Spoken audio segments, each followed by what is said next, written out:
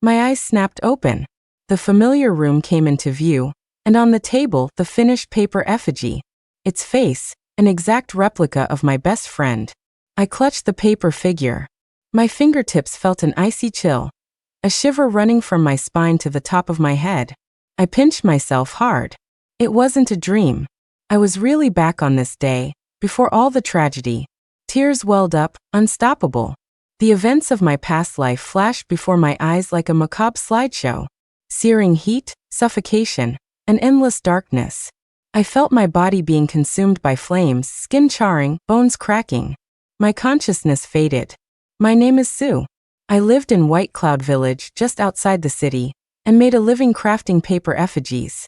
In our line of work, I was young but exceptionally skilled. The paper figures I made were so lifelike they could almost pass for real.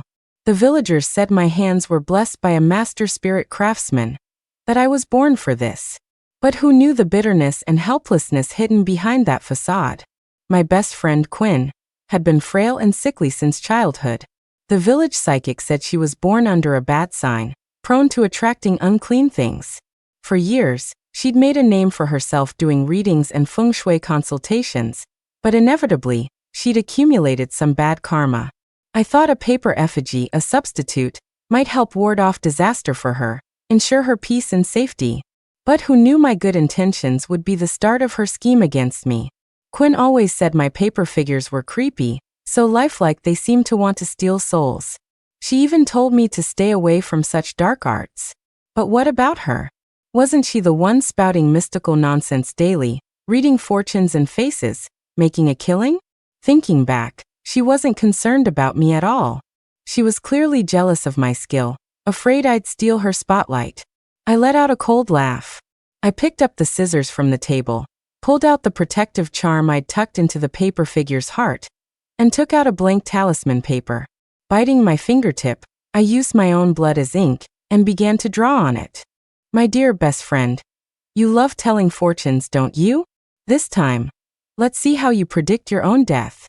I could feel a powerful surge of resentment welling up from deep within me, flowing through my fingertips and into the talisman. It was the despair of being burned alive in my past life, the fury of being betrayed by my friend, the agony of being abandoned by my lover. All these negative emotions in this moment became part of the death curse. You like seducing men? I'll turn you into a common slut. You like flaunting your beauty? I'll make you hideous. You like living in luxury? I'll make you a pauper. The death curse was a secret talisman passed down in my family, drawn with human blood as ink and fueled by resentment. It could slowly devour a person's life force until they were drained, their soul scattered. The family teachings warned, unless it's a deep blood feud, never use it. In my past life, I never thought of using it to harm anyone, not even those who bullied and humiliated me. I always tried to be kind. But now, I only hated myself for being too soft back then. Mercy to your enemies is cruelty to yourself. Quinn, you stole my destiny, you took my life. How could I not avenge such a blood debt? Drawing the death curse with blood took a heavy toll on my body. Right now, I was so weak I could barely stand. But I knew this was just the beginning. I forced myself to stay upright, placed the paper effigy into an exquisite box, then picked up my phone and dialed Quinn's number. Hello? Quinn, where are you? Quinn's coquettish voice came from the other end, mingled with a man's heavy breathing. Ugh. Sue, it's so late. What's up? I made a paper figure for you. You said you were coming over for New Year's, right? I can bring it to you now. Let me tell you, this one is different. I guarantee you'll love it. Where are you? I deliberately lowered my voice, feigning an eager-to-please tone. Quinn, though annoyed, reluctantly agreed. Oh, I'm busy right now. You really have to bring it now? Ugh, stop it, be gentle. Fine. You're impossible. I'm at home. Hurry up. On the other end of the line, the man's voice grew bolder, and Quinn's moans became more urgent. Baby, you little minx, you're damn hot. Not like that stiff Sue.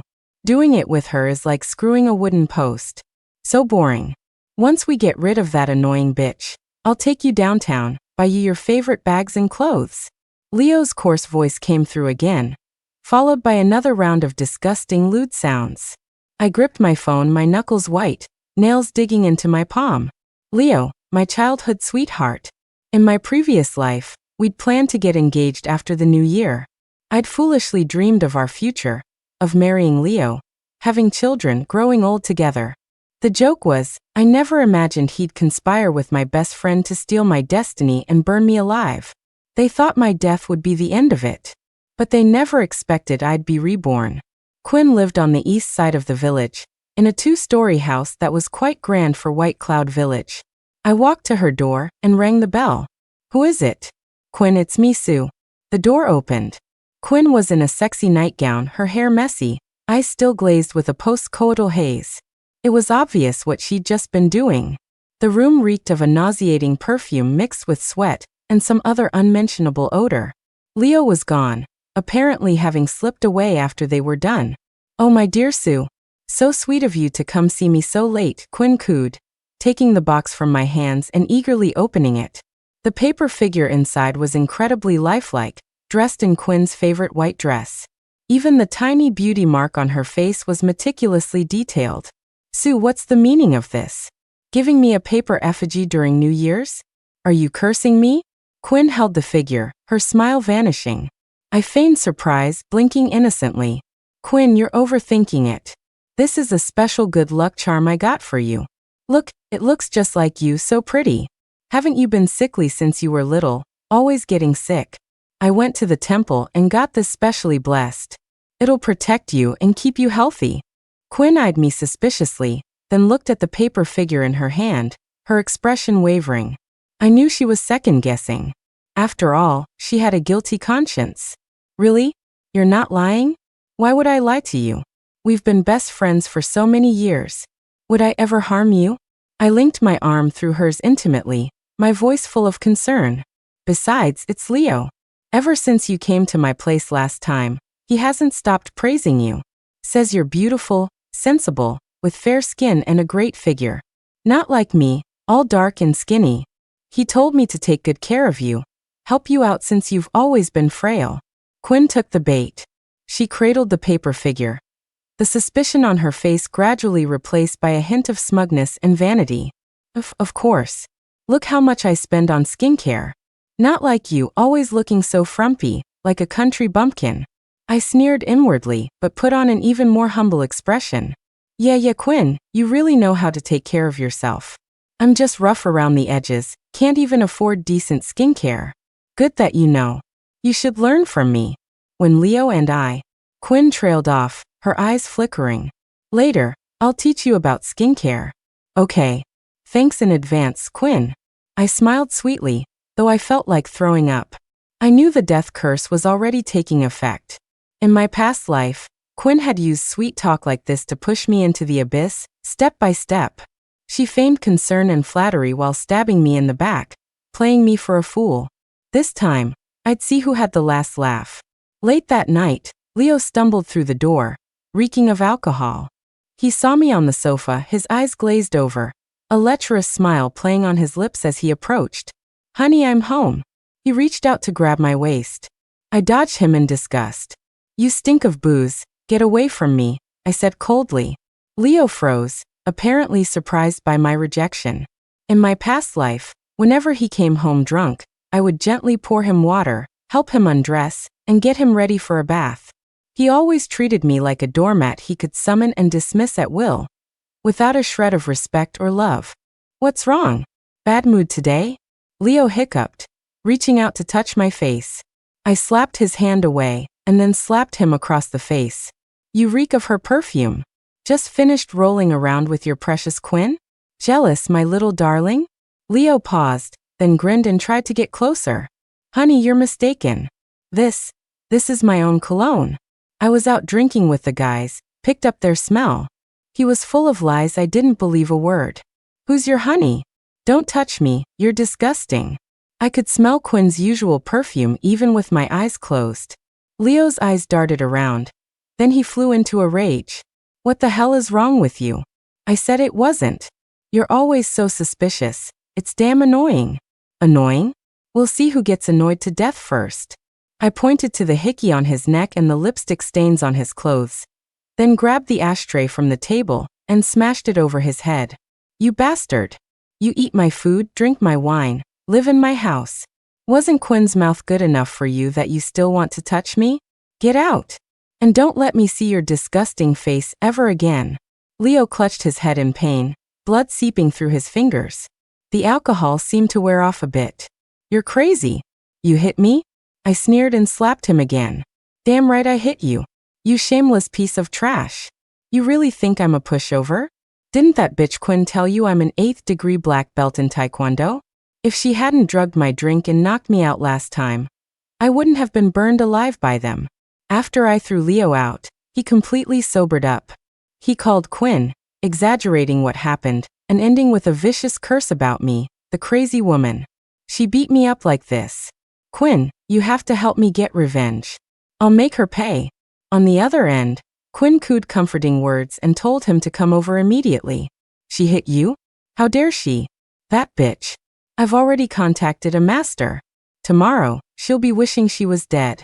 Baby, come here. I'll kiss it better. They wanted to use dark arts against me? What a joke. They had no idea the hunter was about to become the hunted. I was already waiting for them. Under the dim light, I carefully crafted another paper effigy, each stitch infused with all my hatred. Stab your left eye, so you can't see Quinn's slutty ways. Stab your right eye, so you're completely blind and can never see Quinn's foxy face again. Stab your mouth, so you can't spread lies and ruin my reputation. Stab your heart, so you suffer excruciating pain and die a horrible death. This paper figure was made in Leo's likeness.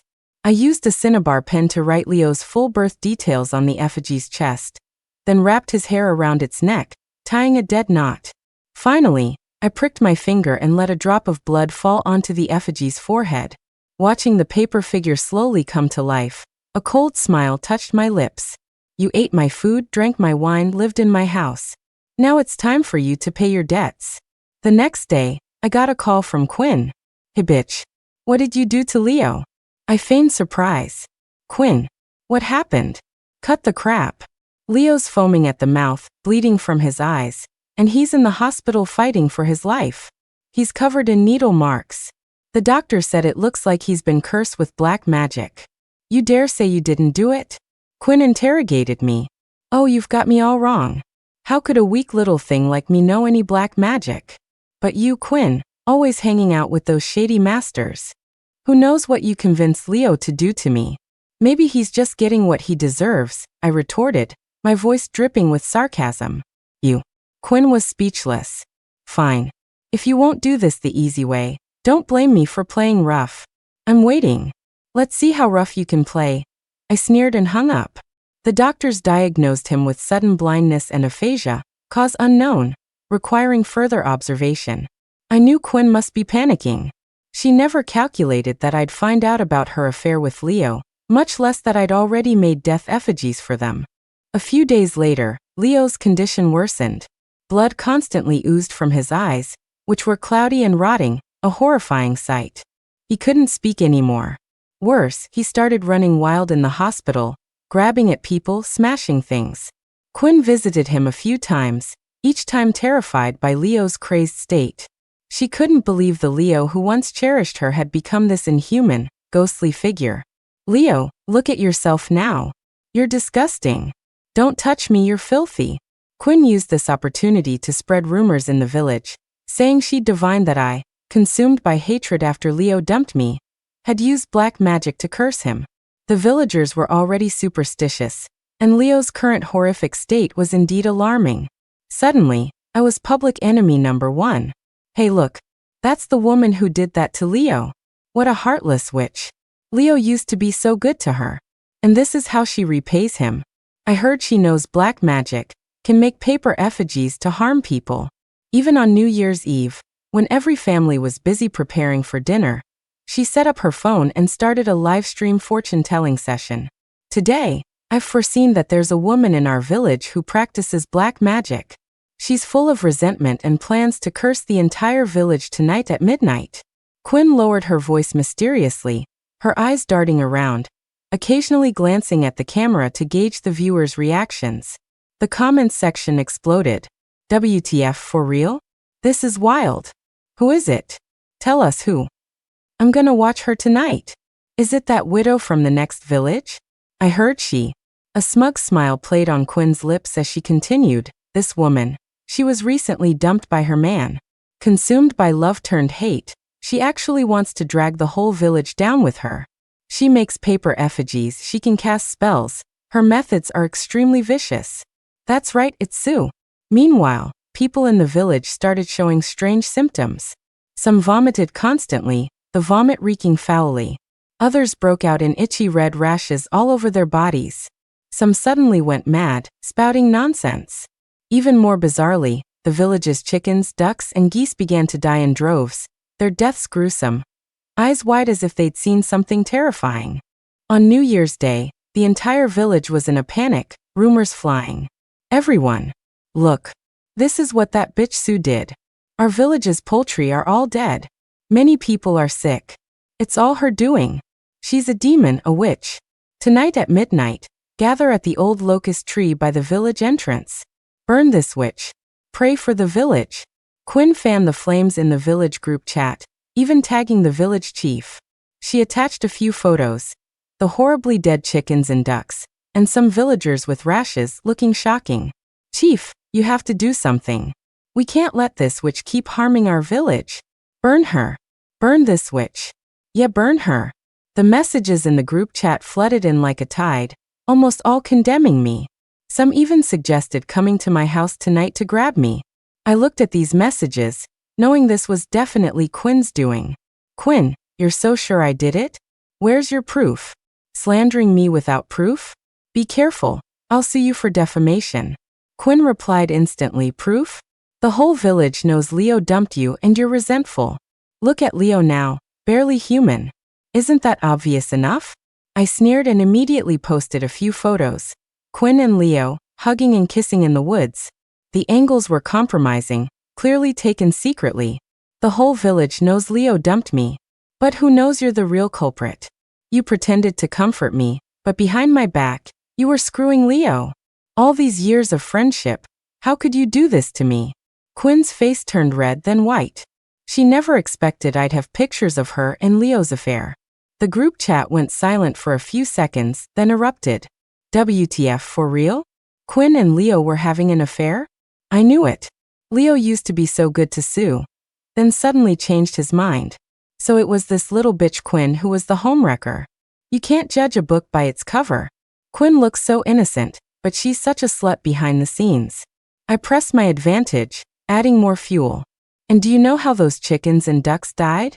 I saw Quinn myself, mixing something into their feed. She also secretly poured some powder into the village well, claiming it could cure all diseases. Actually, she wanted to poison everyone. Of course, I hadn't seen it, but that didn't stop me from making it up. Since Quinn could slander me, why couldn't I fight back? I sniffled, then sent a voice message to the group, my voice choked with tears. I learned to make paper effigies from my grandpa. He said you can't use them to harm people, only to do good deeds and accumulate merit. I've always remembered his teachings, always made my figures conscientiously, never thinking of harming anyone. The figures I worked so hard on were all to pray for my deceased relatives, hoping they're doing well on the other side. How could I harm anyone? Quinn, we grew up together. I considered you my best friend. Why would you do this to me? Sobi. Quinn's face contorted like a rotten persimmon. She pointed at me, screaming, Sue, you bitch. You're lying through your teeth. When was I ever with Leo? You're slandering me. Calmly, I took out my phone and played a recording. It was clearly Quinn and Leo talking, the content disgusting, lewd, and vulgar, a perfect pair of scumbags. Leo, be gentle. What if Sue finds out? What's there to be afraid of? That idiot Sue is completely fooled by us. After we kill her, we'll transfer her good fortune and destiny to you. Then we'll run away and live like gods. Once the recording played, the group chat completely boiled over. Her earlier words inciting the villagers against me now slapped her right in the face. Sue's grandpa was a famous paper effigy master in our village. She wouldn't lie. Exactly. And I used to think you were so sweet and kind. I can't believe you're this kind of person. Slut. Bitch. May you die a horrible death. The curses flew. Quinn became the target of everyone's anger. She probably never expected me to bite back, and so viciously. She frantically tried to explain in the chat. It wasn't me. I didn't. Sue, you're slandering me. Those photos are fake. They're photoshopped. I sneered and delivered another blow. Photoshopped? How about I release the video too? The HD uncensored version? Of course I didn't have a video, but Quinn didn't know that. That evening, led by the village chief, a mob of villagers armed with hoes and carrying poles arrived at Quinn's house. After breaking down the door, they swarmed in and started smashing things. Quinn, terrified, screamed she was calling the police, but Karen, one of the village women, slapped her to the ground. You little slut. Still want to call the police? Aren't you afraid of everyone knowing your dirty deeds? Other villagers surged forward, punching and kicking Quinn. Some grabbed her hair, dragging her up and slapping her left and right. Someone else beat her face with a muddy, smelly shoe sole, cursing her with filthy language. I stood outside the crowd, watching coldly. She schemed against me first. I'm no saint. An eye for an eye is my motto. Soon a gasp came from inside the house. My God, what the hell is this thing? Everyone looked. In a corner of Quinn's room, there was a bizarre idol. It was grotesque, with a green face, fangs, 3 eyes, and a bloody sickle in its hand. Below the idol were strange talismans and offerings, emitting a nauseating, foul stench. An evil god. That's an evil god. An old woman collapsed in terror, muttering, Quinn, you're actually worshipping an evil god. No wonder our village has been so unlucky lately. You're trying to kill us all. Looking at the idol, a chill ran down my spine. Grandpa once said that some unscrupulous practitioners worship evil gods, using human blood and souls as sacrifices in exchange for the god's power. Those people who sought Quinn for fortune-telling had met with accidents one after another. Some fell to their deaths, some were hit by cars, others died suddenly and inexplicably. Thinking about it now, it was terrifying. Smash it. This monster has done too much harm. Suddenly, a villager raised a hoe and brought it down on the evil idol. My heart lurched. This thing was extremely malevolent. If it got angry, it wouldn't be a joke. I quickly shouted, Don't smash it. You'll bring disaster upon yourselves. But the villagers were like a crazed mob, completely ignoring me. Sure enough, the moment the idol shattered, a cloud of black energy shot out and burrowed into Quinn's body. The room was instantly filled with an icy wind, scaring the villagers into a stampede, forgetting all about Quinn. Run? You think you can escape? I've worshipped this evil god for so long. The evil energy you've all been exposed to has already seeped deep into your bones. And the evil god's power has entered my body. I will become the new god. You will all be my sacrifices. Sue, it's all your fault. You ruined me. I want you to die a horrible death. Quinn suddenly possessed astonishing strength. I kicked her hard, but couldn't even knock her down. Black energy swirled around her. I suddenly remembered Grandpa saying that an evil god's power would corrupt the host's mind. It seemed Quinn was already possessed. I called the police. Of course, I'd called them before the villagers even stormed Quinn's house. I had no intention of being arrested as part of a mob. When the police arrived, the scene was chaotic. The villagers scattered like birds. Quinn, like a madwoman, was screaming about killing everyone. Eventually, several officers managed to subdue her and handcuff her. The villagers looked at each other, their eyes filled with confusion and blame. Karen, the woman who had slapped Quinn earlier, shrieked, Who called the police? Who was so kind as to call the cops? Great! Now Quinn's been arrested. Who's going to compensate us? The other villagers quickly caught on and joined the clamor. Yeah. Who called the police? Now our money's all gone down the drain. Quinn, that liar. She cost us so much money. Officers, you have to get justice for us. I stood aside, arms crossed, watching this farce coldly. Honestly, I didn't feel sorry for them at all.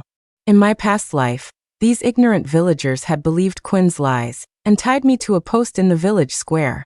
I cried and screamed, but no one believed me. Burn her. Burn the witch. Her paper effigies steal souls. She killed the village chief. She cursed the village elders. You still dare to deny it? If you hadn't cursed us, how could we be so unlucky? They watched indifferently as I was burned alive. Some even threw more wood on the fire, afraid I wouldn't die fast enough. In the roaring flames, I seemed to see Grandpa's kind face, hear his earnest advice. Little one, this art of paper effigies, you mustn't misuse it. Remember, remember. How ironic. I remembered Grandpa's teachings, never harmed anyone. Yet I was framed as a witch and burned alive. Since God gave me a second chance, they should also taste some bitterness. The police officers were quite decisive. With a wave of a hand, take them all away. Disturbing public order, rioting, damaging private property. No one gets away. Meanwhile, at the police station, during her interrogation, Quinn collapsed on the floor, clutching her chest and screaming in agony. Argh. Her once pretty face began to twist and deform. Her skin turned grayish-white, her lips black, her eyeballs bulged as if they were about to pop out of their sockets. The villagers backed away, horrified, watching her. Argh. It itches. It hurts. Quinn shrieked hysterically, clawing at her face. But she didn't know she wasn't clawing her face, but her own skin. Layers of skin, like a snake shedding, were torn off by her own hands. Underneath wasn't flesh and blood, but writhing black slime, emitting a nauseating stench. Argh. I stood outside the interrogation room's one-way mirror, watching this scene without a shred of pity. The death curse's backlash had begun. In my past life, when I was burned by fire, she was the one laughing the loudest. Karma's a bitch, isn't it? Now it was her turn to taste being burned by fire, only this fire came from within her own body. The interrogating officers were stunned, mouths agape. They'd seen all sorts of criminals, but someone shedding their skin alive in front of them like Quinn? That was a first. The police captain in charge was the first to react. Forcing down his nausea, he pointed at Quinn, his voice trembling. Quick. Call an ambulance. And cover this thing up. Karen was the first villager to react.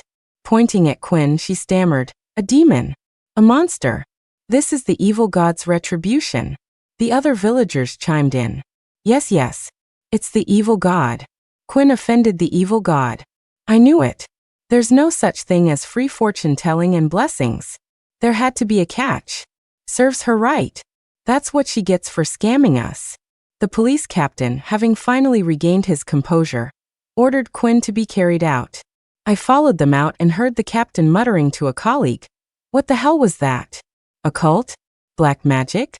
Another officer shook his head, his face a mask of disbelief. Doesn't look like it. Cult magic doesn't work that fast. Besides, this Quinn hasn't been in contact with any suspicious individuals. The captain ran his hand through his hair in frustration. Damn it, this is weird.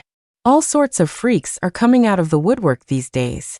Hurry up and report this case upstairs. Let them deal with it. Meanwhile, Leo died in the hospital. His death was gruesome. Bleeding from all 7 orifices, his skin ulcerated, as if eaten by something. The doctors were helpless and could only declare him dead. Leo's parents wailed inconsolably, insisting I had killed their son. Oh God. My poor son. You died so miserably. Which monster killed you? It was you. You little bitch. He got sick right after he broke up with you. If you didn't do it, who did? You must have poisoned him. Officers, you have to get justice for us. This woman used black magic to kill my son. Leo's father pointed at me, screaming accusations. Of course, the police wouldn't just take his word for it. They routinely asked me where I was at the time of the incident, my relationship with Quinn and Leo, and so on. I answered fluently, naturally. I was prepared. I acted like an ordinary, frightened girl, weak and helpless, even squeezing out a few tears. The police saw I was cooperative and there were no obvious suspicious points. Plus, Quinn and Leo's deaths were so bizarre, they didn't want to waste time on me. After taking a simple statement, they let me go.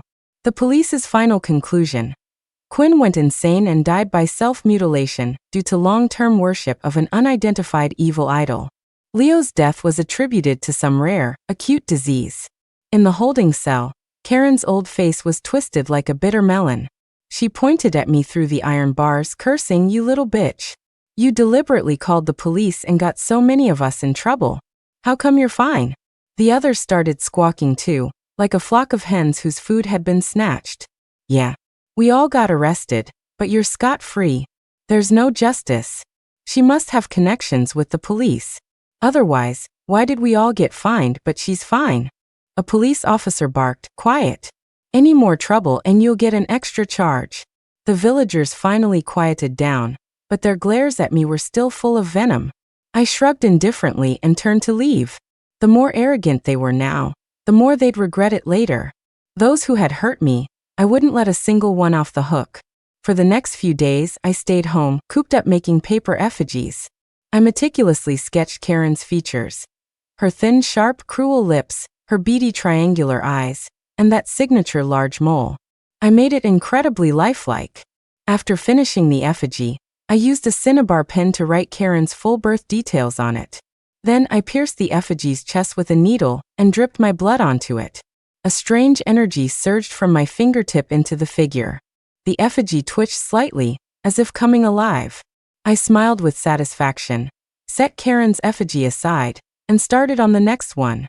Leo's parents, the village chief, and all those villagers who had kicked me when I was down. I didn't spare any of them. Who said I wasn't generous? Since they were all so concerned about me, I naturally had to repay them. Minor afflictions included headaches, fevers, and diarrhea. Major ones involved broken legs or financial ruin. Basically, whatever was most unpleasant. Meanwhile, Karen and the others were released from the detention center after a few days. They hadn't learned their lesson. Instead, they were more energized than ever, telling everyone I made paper effigies to curse them, claiming their suffering in jail was my fault. Let me tell you, that little bitch is seriously evil. Her paper effigies can kill. Karen spat, pointing to the scratches on her face. See this? This is retribution. Her little demon scratched me. Those scratches on her face were clearly from a fight she'd had, but now she was blaming me. Most of the villagers were ignorant and superstitious. Coupled with the truly bizarre deaths of Quinn and Leo, quite a few actually believed Karen's nonsense. For a while, panic spread, and people looked at me like I was the plague, avoiding me. I was amused. Avoid me? Could they really? Over the next few days, strange things kept happening in the village. First, Karen. She woke up one morning to find her face covered in an ugly, itchy, painful red rash. She went to the village clinic, but the doctor couldn't figure it out, just said it was an allergy and prescribed some ointment. But after applying it, the rash didn't go away, it spread, even more, down her neck, and even started to fester, oozing yellow pus and stinking. Then Leo's parents had bad luck.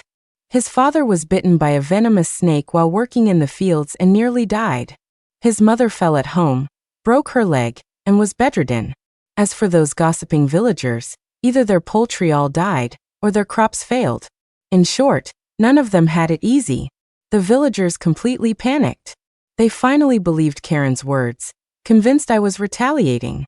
Every day, people came to my door, kneeling and begging for mercy, asking me to spare them. Miss Sorceress, I was wrong. I'll never speak recklessly again. Please spare me. I'll kowtow to you. I'm willing to be your slave. My mouth is just awful. I'll never dare speak nonsense again. I sneered. Be my slave? Are you worthy? Look at yourself now. Worse than a pig or a dog. Later, people in the village started going mad. A middle-aged man suddenly climbed the big tree at the village entrance, stripped naked, and shouted at the sky, claiming he was the Jade Emperor and would punish everyone. Another woman, clutching her family's chicken, ran to the river, saying she was going to offer it to the Dragon King to protect her family. Some even began to self-mutilate, cutting their bodies with knives, smashing their heads with stones, bloodied and horrific. The entire village descended into chaos and terror.